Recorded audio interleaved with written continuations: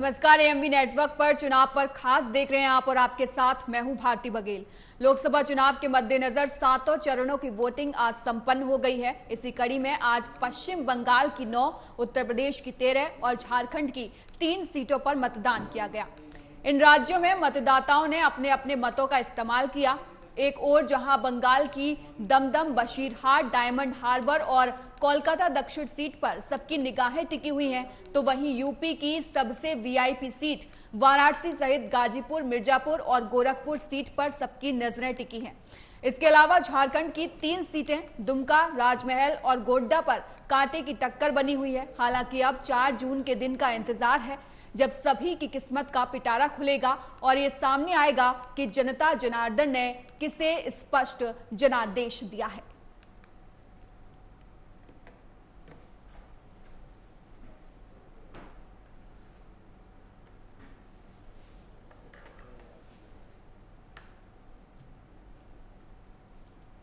तो झारखंड के दिग्गजों के ग्राफिक्स के द्वारा हम समझाने की कोशिश करेंगे। राजमहल में देखा जाए तो बीजेपी और जेएमएम के बीच में तगड़ा मुकाबला है। दुमका में सीपीआई के बीच में तगड़ा मुकाबला है। गोड्डा में आपको बता दें बीजेपी और कांग्रेस के बीच में तगड़ा मुकाबला है। नालंदा में जो है जेडीयू और सीपीआईएमएल के बीच में मुकाबला है। पटना साहिब की अगर मैं बात करूं तो बीजेपी और कांग्रेस के बीच में मुकाबला है। वहीं पाटलिपुत्र को अगर हम देखें तो बीजेपी और आरजेडी की यहां पर टक्कर है। आरा की बात मैं करूं तो आरा में बीजेपी और सीपीआईएमएल में टक्कर है। वहीं बक्सर को अगर हम करीब से देखें तो वहां पर आरजेडी और बीजेपी में मुकाबला है। सासाराम में आपको बता दें कि बीजेपी और कांग्रेस के बीच में टक्कर है। जहानाबाद की अगर मैं बात करूं तो जेडीयू और आरजेडी के बीच में कड़ा मुकाबला है। काराकाट में भी कांटे की टक्कर आपको देखने को मिलेगी। यहां पर त्रिकोणीय मुकाबला जो है वो बना हुआ है। इसी तरह महाराजगंज की अगर मैं बात करूं तो बीजेपी और कांग्रेस के बीच में टक्कर है। गोरखपुर जो कि हॉट सीट मानी जा रही है, बीजेपी और समाजवादी पार्टी के बीच टक्कर है। कुशीनगर की अगर मैं बात करूं तो कुशीनगर में बीजेपी और कांग्रेस के बीच में कड़ी टक्कर है। बलिया की अगर मैं बात करूं तो बलिया में बीजेपी और सपा में कड़ा मुकाबला देखने को मिल रहा है। गाजीपुर में सपा और बीजेपी में कड़ा मुकाबला है। देवरिया में भी त्रिकोणीय मामला यहां पर बनता हुआ दिखाई दे रहा है।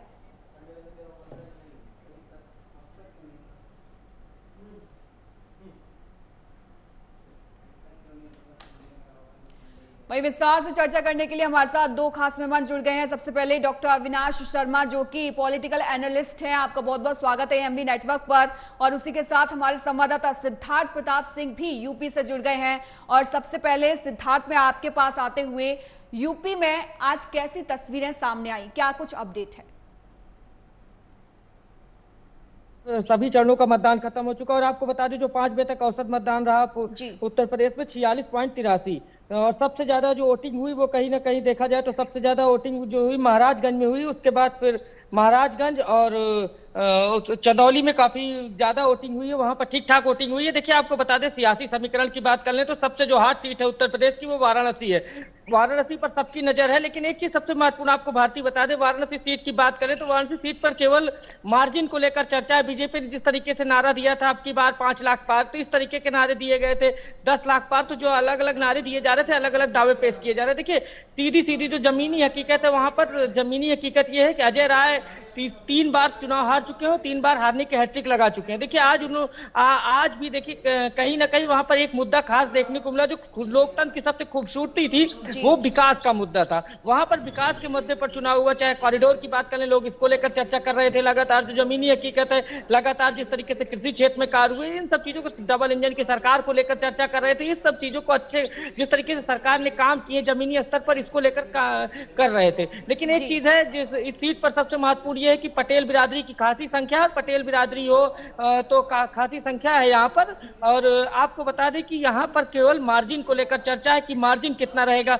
अब दूसरी जो यूपी की सबसे महत्वपूर्ण सीट है वो मिर्जापुर है, जहाँ पर केंद्रीय मंत्री अनुप्रिया पटेल चुनाव लड़ी। इस बार थोड़ा वहां पर मुकाबला देखने को मिल रहा है। पिछली बार वो 2,32,000 से चुनाव जीती थी भारतीय। इस बार देखना है कि जिस तरीके से रमेश बिंद को चुनाव लड़ाया गया, वो भदोही से सांसद थे बीजेपी से, लेकिन वो इस समय इंडी गठबंधन से चुनाव लड़ रहे हैं, तो वहां पर तो थोड़ी बहुत लड़ाई देखने को मिली। उसका कारण ये है कि शशांक त्रिपाठी जो मनीष त्रिपाठी उनको टिकट दे दिया गया है। वो सवर्ण बिरादरी से आते हैं, तो कहीं ना कहीं वोटों में वो सवर्ण बिरादरी में सेंधमारी कर रहे हैं। अब देखना ये है कि यूपी में ऐसी कई सारी सीटें हैं जहां पर जीत से ज्यादा मार्जिन की बात की जा रही है, उसमें से एक वाराणसी है। वाराणसी को लेकर ही मैं वापस आपके पास लौटूंगी, लेकिन उससे पहले सवाल जो मेरा डॉक्टर अविनाश शर्मा से है। आज की अगर मैं बात करूं झारखंड की, तो 3 सीटों पर वहां पर वोटिंग हुई, गोड्डा, दुमका और राजमहल। क्या लगता है आपको इस बार किसकी बारी? देखिए भारती जी, मैं आपको ये बताना चाहूंगा सबसे पहले कि इस बार के चुनाव में सिर्फ भारतीय जनता पार्टी का है क्या एनडीए गठबंधन की बात अगर हम करते हैं जी, तो वो एनडीए गठबंधन जो है उत्तर भाषी राज्यों में, चाहे वो आपके राजस्थान हो, हरियाणा हो, मध्य प्रदेश हो, जो उत्तर जो के राज्य है वहां से, इस बार अगर हम देखेंगे, अब जैसा कि एग्जिट पोल का भी आने का समय हो चुका है, 6:30 बज चुकी है, इस बार एनडीए को, जहां तक मैं मानता हूं, एनडीए गठबंधन को दक्षिणी राज्यों से और पश्चिमी राज्यों से जो सीटें मिलने वाली है, नॉर्थ ईस्ट से जो सीटें मिलने वाली है, वो अप्रत्याशित तौर पर इनको मिलेगी। चाहे वो बंगाल की बात करें, जैसा कि आपने झारखंड के बारे में पूछा, छत्तीसगढ़ के बारे में आपने बताया, तो मैं ये निश्चित तौर पे कह सकता हूं कि इस बार एनडीए जो गठबंधन है 380 सीटों से प्लस होगा। ठीक है, हमारे साथ संवाददाता शुभम तिवारी भी पश्चिम बंगाल से जुड़ गई हैं। शुभम, आज वोटिंग हुई और फिर से हंगामे की तस्वीरें जो है वो साफ तौर पर देखने को मिली, क्या कुछ अपडेट आपके पास है? जी भारती, बहुत हंगामा हुआ, सुबह से वोटिंग जारी है। सुबह 7 बजे से लगातार हमने ग्राउंड जीरो से बिल्कुल हर जगह बूथ पर जाकर कवरेज की है, लेकिन कई जगहों से जो घटनाएं आई हैं वो अशांति की घटना है। चाहे वो संदेश खाली ले लो, चाहे वो भागड़ ले लो, और भागड़ की कई जगह है जहां पर बमबारी शुरू हुई। फिर उसके बाद से जो ईवीएम मशीन है उनको पानी में फेंक दिया गया। उसी के बाद बशीरहाट से जो शाम को जो सिलसिला जारी हुआ है, वहां पर जो बीजेपी की कैंडिडेट है रेखा पात्रा, उन्होंने ये इल्जाम लगाया है, और वीडियो पर में भी जो हम देख पा रहे हैं वो साफ दिख रहा है कि उन्होंने कहा है कि पुलिस ने महिलाओं पर लाठीचार्ज की है। लेकिन वो लाठीचार्ज क्यों की, उन्होंने कहा इतनी महिलाएं क्यों इकट्ठी हुई? पुलिस अपनी बात कह रही है, लेकिन जो महिलाएं हैं वो अपनी बात कह रही है कि पुलिस ने महिलाओं पर लाठियां बरसानी शुरू कर दी। वहीं पर दूसरी तरफ से पत्थर और जो छोटे छोटे टुकड़े हैं वो बरसाने शुरू कर दिया। तो एक घमासान जैसी स्थिति हो गई वहां पर, जहां पर रेखा पात्रा खुद को बचाती और बात करती नजर आ रही है। काफी महिलाएं हैं उनके साथ। तो वो इस वक्त की सबसे बड़ी घटना है जो सबके जो नजरों पे सारी जो स्क्रीन पे छाई हुई है, क्योंकि ऐसे ही तो बशीरहाट मतलब संदेश खाली के अंतर्गत जो बशीरहाट विधानसभा आती है, ये वहां की घटना है। तो संदेश खाली ऐसे ही तो चर्चाओं का विषय बनी हुई है पिछले कई महीनों से, और आज वहां पर इतना बड़ा जो है वो हादसा हो जाना, वहां पे लाठीचार्ज होना, महिलाओं का वहां पे चिल्लाना और इस तरह का जो प्रोटेस्ट करना, वो आज के दिन के लिए बड़ी बात है। सिद्धार्थ, आपके पास आना चाहूंगी। वाराणसी का हम जिक्र कर रहे थे और तमाम बातें वहां पर की जा रही हैं। जीत की बात के अलावा वहां पर मार्जिन की बात मुख्य तौर पर की जा रही है। लेकिन सिद्धार्थ, मैं ये भी जानना चाहूंगी, पिछले दिनों हमने देखा किस तरीके से वाराणसी में वोट प्रतिशत जो है वो बढ़ाने के लिए तमाम जो वहां पर कार्यक्रम किए गए, 1100 घाट पर दीपक भी जलाए गए। कितना प्रभाव आज उसका देखने को मिला? कितनी तस्वीर आपको पिछली बार से यहाँ पर अलग दिखी इस बार?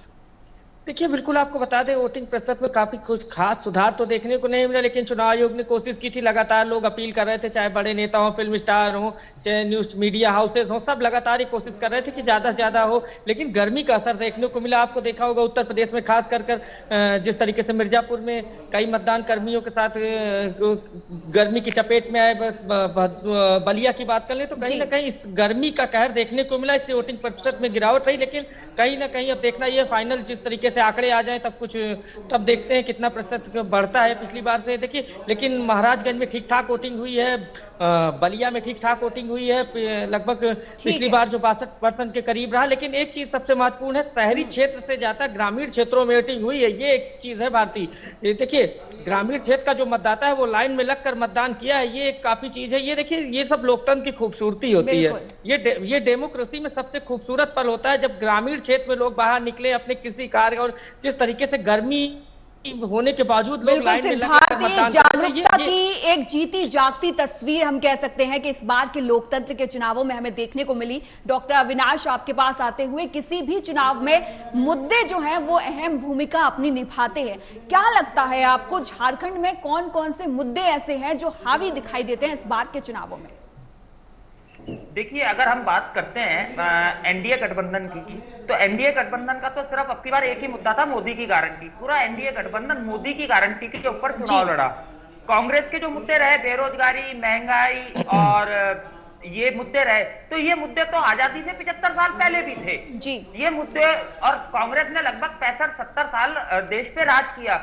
तो जहां तक ये बहुत एक पुराने मुद्दे हो चुके थे, आज देश की, चाहे वो राम मंदिर का मुद्दा हो, चाहे वो धारा 370 को हटाने का हो, चाहे वो एनआरसी को लेकर के हो, चाहे वो आपके सीएए को लेकर के हो, चाहे वो 3 तलाक का मुद्दा हो, तो ये जो मुद्दे थे, तो इसमें मोदी का जहां भी अगर आपने देखा होगा, एनडीए गठबंधन सिर्फ और सिर्फ मोदी की गारंटी पे चुनाव उन्होंने लड़ा। और जो एनडीए गठबंधन था, उन्होंने कहीं ना कहीं पूरे 10 साल का अपना कार्यों का जो उन्होंने किया, जैसा कि मैंने आपको बताया, चाहे वो एनआरसी हो, सीएए हो, 3 तलाक हो, या धारा 370 की बात। डॉक्टर अविनाश, आपको क्या लगता है, मतलब ये जो राष्ट्रीय मुद्दे हैं जिनको लेकर बीजेपी आती है, ये राज्यों में काम करेंगे? खास करके झारखंड जैसे राज्य में जहां पर आदिवासियों की संख्या जो है वो बहुत ज्यादा है, दुमका की खास तौर पर अगर मैं बात करूं तो।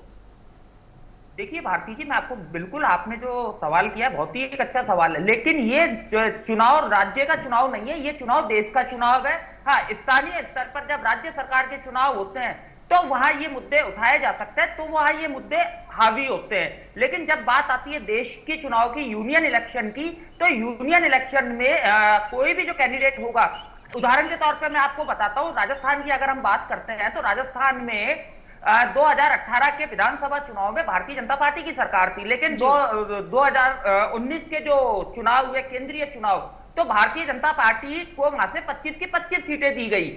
वसुंधरा सरकार को जाना पड़ा 2018 के चुनाव में, लेकिन 2019 के चुनाव में राजस्थान की पूरी। तो ये बिल्कुल कहना कि देश का चुनाव है तो इसमें देश के मुद्दे ही हावी होने चाहिए। और क्योंकि प्रदेश की अगर आप दुमका की बात करते हैं और आप झारखंड की बात करते हैं, तो मैं बिल्कुल नहीं समझता कि स्थानीय मुद्दों के लिए स्थानीय सरकार है वहां के, हो सकता है कि स्थानीय सरकार जो भी है उनको जो वहां की जनता है वो किस हिसाब से नजरिए से देखती है। बिल्कुल अविनाश, और अगले सवाल के साथ शुभम आपके पास आते हुए, 9 सीटों पर आज वोटिंग हुई पश्चिम बंगाल में, क्या लगता है आपको कौन किस पर भारी है? भारती, मैं आपको बता दूं, जिस तरह की अभी मैं सुन रही थी कि वोटिंग की है लोगों ने बड़ी खुशी। ठीक है, हमारे जो संवाददाता बता रहे थे हमको, जो हमारे साथ सिद्धार्थ प्रताप सिंह, कि लोगों ने वोटिंग की है बड़ी खुशी। आज मैंने भी यही नजारा कई जगहों से देखा है। पहले तो मैं आपको बता दूं कि मैंने आज बहुत एक एजेड जो अब दादी कह लो या नानी कह लो, उस तरह की एक उम्र की बहुत एजेड, जिनसे चला नहीं जा रहा था, लेकिन उनको वोट डालने का बहुत चाह थी और बड़े ही खुशी के साथ वो वोट डालने जा रही थी। और लंबी लंबी लाइनें आज हमने देखी है हर वोटिंग बूथ पर। लास्ट में मैं जब गस्ता विधानसभा में पहुंची तो वहां लाइनें 4 लगी हुई थी, मतलब इस तरह से। और आपको मैं बता दूं, अब तक की वोटिंग जो परसेंटेज है वो 69% निकल कर आई है। तो आप समझिए कि फिर 70 के आसपास पहुंच चुकी है। अभी भी लोग लाइन में हैं जो 6 बजे के बाद लगे हैं, कुछ लोग अगर अभी भी होंगे तो उनकी वोट पड़ेगी जो लाइन में है 6 बजे के बाद भी। ऐसे अब खत्म होने की पारी है, लेकिन अगर 6 बजे के बाद भी अगर लोग जो लाइन में आते हैं उनकी वोटिंग पड़ती है, तो इतनी भरमार आज वोटर्स की रही है पोलिंग बूथों पे, इतना भारी जो है वो मतदान हुआ है। तो आप समझिए कि किसका पलड़ा भारी रहने वाला है। अब वोट किसको पड़ी है सबसे ज्यादा, ये देखने वाली बात। बिल्कुल, बंगाल की जनता दिल में किसको लेकर गई है, ये तो 4 जून को तस्वीर साफ हो जाएगी। और सिद्धार्थ, आपके पास आते हुए, यूपी में आज कई हॉट सीटें हैं। हॉट सीटों का नजारा आपने किस तरीके से देखा, किस तरह की तस्वीरें वहां पर देखने को मिली? देखिए, हार्ड सीट की बात करें तो सबसे महत्वपूर्ण इस पर घोसी को भी आप मान सकती हैं। वहां पर कहीं ना कहीं इस बार ओम प्रकाश राजभर की प्रतिष्ठा पूरी तरीके से दांव पे लगी है।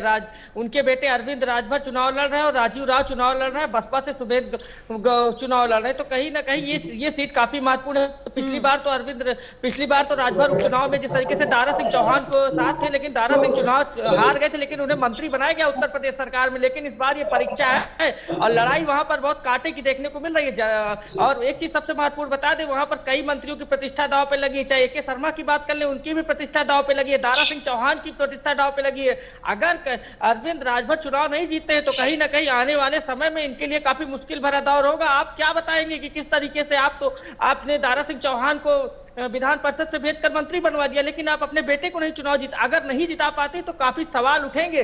बिल्कुल, कई लोगों की साथ पर दांव है इस बार। और देखने वाली बात ये होगी कि 4 जून को कौन कितना कामयाब होता है। अगले सवाल के साथ डॉक्टर अविनाश आपके पास आते हुए, सीता सोरेन जो कि शिबू सोरेन की बड़ी बहू है, वो JMM छोड़कर बीजेपी में चली जाती हैं और बीजेपी दुमका से उनको चुनावी मैदान में उतारती है। कितना नुकसान इसका JMM को होने वाला है? देखिए, निश्चित तौर पर JMM को इसका बहुत बड़ा खामियाजा भुगतना पड़ेगा। और कहीं ना कहीं आपने देखा होगा कि बहुत सारी पार्टियों के जो, इवन कांग्रेस की हम बात करते हैं, तो उन्होंने अपनी पार्टी जो कांग्रेस के इंदिरा गांधी जी के जमाने से जो रहे, चाहे वो गुलाम नबी आजाद रहे हों, चाहे वो ज्योतिरादित्य सिंधिया रहे, उनके पिताजी माधवराव सिंधिया के जो पुत्र है, अभी केंद्रीय मंत्री भी है, ज्योतिरादित्य सिंधिया रहे हों, तो निश्चित तौर पर इन सब चीजों का इनको नुकसान उठाना पड़ेगा JMM को। और दूसरा मैं आपको ये भी बता दूं, चाहे वो मध्य प्रदेश में जैसे सिंधिया, ज्योतिरादित्य सिंधिया जब आए छोड़ करके कांग्रेस को, तो वहां कांग्रेस को हार का सामना करना पड़ा। चाहे वो आपके जम्मू कश्मीर में आप देखिए कि गुलाम नबी आजाद ने कांग्रेस को छोड़ा, तो वहां भी कहीं ना कहीं जो बाकी जो पार्टियां हैं, आपके महबूबा मुफ्ती और इनको अदर पार्टियों को नुकसान उठाना पड़ेगा। बिल्कुल शुभम, आपके पास आते हुए, तमाम अपडेट आप पश्चिम बंगाल से जुड़ा हुआ दे रही हैं। अराजकता जो है वो मुख्य तौर पर पश्चिम बंगाल में देखी गई है। क्या लगता है आपको, कौन इसका जिम्मेदार हो सकता है? क्योंकि EC के पास अब तक 1450 शिकायतें आ चुकी हैं। देखिए, शिकायतों का दौर चल रहा है। सुबह सवेरे से ही शिकायतों का दौर चल रहा है। कहीं बम गिर रहे हैं, तो कहीं बैलेट पेपर EVM मशीन, तो कहीं पे कुछ हो रहा है, तो कहीं वोटर्स को नहीं जाने दे रहा है। जहां पे शिकायतों का दौर चालू था, वहीं वोटिंग भी चालू थी। तो इसका जो जिम्मेदार है, आरोप और प्रत्यारोप एक दूसरी पार्टी पर लगा रहे हैं। TMC बीजेपी पर लगा रही है, बीजेपी TMC पर। यहाँ पर CPIM में पीछे नहीं है। उनके भी कई जो आरोप हैं वो सामने आए हैं। जैसे जादवपुर से CPIM के जो प्रार्थी हैं सृजन भट्टाचार्य, उनकी तरफ से कल रात से ही कुछ जो आरोप हैं वो आ रहे हैं कि उनकी पार्टी के साथ भी कुछ TMC के ऊपर ही आरोप लग रहे हैं। परेशानियां आई हैं, उनके लोगों को मारा गया है, उनके साथ छेड़छाड़ की गई है। तो कोई भी पार्टी पीछे नहीं है आरोप और प्रत्यारोप में। तो अब देखिए, अब किसके ऊपर ये आरोप जाते हैं, ये तो वोटर्स तय करेंगे। उनकी समझ में ये आना चाहिए कि कौन से आरोप सही हैं और कौन से आरोप गलत हैं। वोटर्स जागरूक है, वोटरों ने सही मतदान किया है और भरपूर मतदान किया है। आज बम्पर वोटिंग हुई है हर चरण में। बिल्कुल सिद्धार्थ, और आज की अगर मैं वोटिंग की बात करूं तो 13 में से 11 सीटों पर बीजेपी गठबंधन का दबदबा है, अगर पिछली बार के आंकड़े को अगर मैं देखूं। लेकिन इस बार समाजवादी पार्टी ने PDA की चाल चली है। क्या लगता है आपको, बीजेपी के लिए स्ट्राइक रेट को बचाए रखना कितना मुश्किल होने वाला है? देखिए, बिल्कुल भारती, इस बार कहीं ना कहीं लड़ाई है। 2-3-4 सीटें तो ऐसी है जिसपे साफ साफ लड़ाई दिख रही है। जिसमें महेंद्र पांडे चुनाव लड़ रहे हैं चंदौली से, उस पर साफ लड़ाई दिख रही है। मिर्जापुर की बात कर ले, वहां पर भी लड़ाई देखने को मिल रही है। तो ये सब सीटें हैं जिसपे लड़ाई दिखने को मिल रही है। और एक चीज सबसे, महाराजगंज की बात कर ले, उस पर भी लड़ाई दिख रही है। पंकज चौधरी 6 बार चुनाव जीत चुके हैं और 8 बार उन्हें टिकट मिला। इस बार 7वीं बार उनको टिकट दिया गया है। तो वीरेंद्र चौधरी जो कांग्रेस के एकमात्र विधायक है, उनको कहीं ना कहीं टिकट दिया है। तो वहां लड़ाई है और दोनों एक ही बिरादरी से आते हैं। अब जो की है वो कहीं ना कहीं दलित मतदाताओं के पास ही और OBC और जनरल मतदाताओं के पास ही। अब देखना ये महाराजगंज भी सीट लगभग फंसी दिखाई दी और महाराजगंज में जमकर वोटिंग हुई है।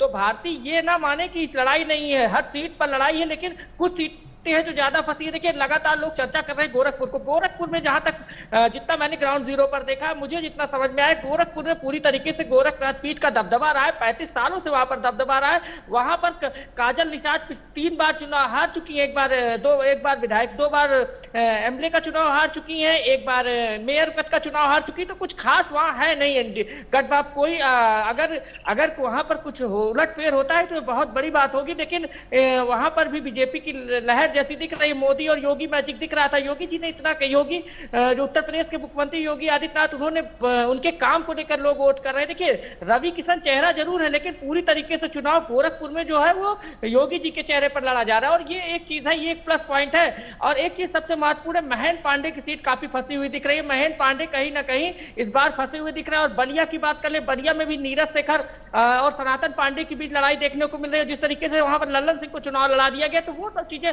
थोड़ा दिक्कत भरी बात है। और एक चीज सबसे महत्वपूर्ण बता दें कि लगातार 3.5 लाख मतदाता है बलिया में ब्राह्मण, लेकिन आज तक कभी ब्राह्मण सांसद वहां चुना नहीं गया है। इस बार ये कोशिश होगी ब्राह्मण, जिस तरीके से ब्राह्मण कई सभाएं की गई, जनसभाएं की गई, और उनके लोग, वो जो समाज के लोगों ने कहा इस बार बिल्कुल सिद्धार्थ, और ये बहुत बड़ा सवाल है कि जाति वर्ग होते हुए भी उस जाति का इंसान जो है वो जीत नहीं पा रहा है। क्योंकि अगर पुरवैया की मैं बात करूं, अगर उसमें बात की जाती है कि पुरवैया में किसकी होगी पैया नैया पार, तो उसमें सबसे बड़ा जो गठजोड़ आता है वो जातिगत समीकरणों का ही आता है। और माना जाता है कि जातिगत समीकरण पर यूपी में खासतौर पर चुनाव लड़ा जाता है। आगे एक चीज सबसे महत्वपूर्ण है कि नेताओं ने जात का फायदा खूब उठाया है, और उनकी तो नाव पार हो जाती है, लेकिन जब इसके बाद कहीं ना कहीं फिर उस तरीके का विकास देखने को नहीं मिलता है। तो कहीं ना कहीं ये एक चीज थोड़ी दिक्कत है। उत्तर प्रदेश में लगातार अगर आप जाति समीकरण के आधार पर टिकट बांटे जाते हैं, जाति विकास से शुरुआत होती है चुनाव की, लेकिन फिर चुनाव जाकर जाति समीकरण पर पूरी तरीके से रुक जाता है। भारती,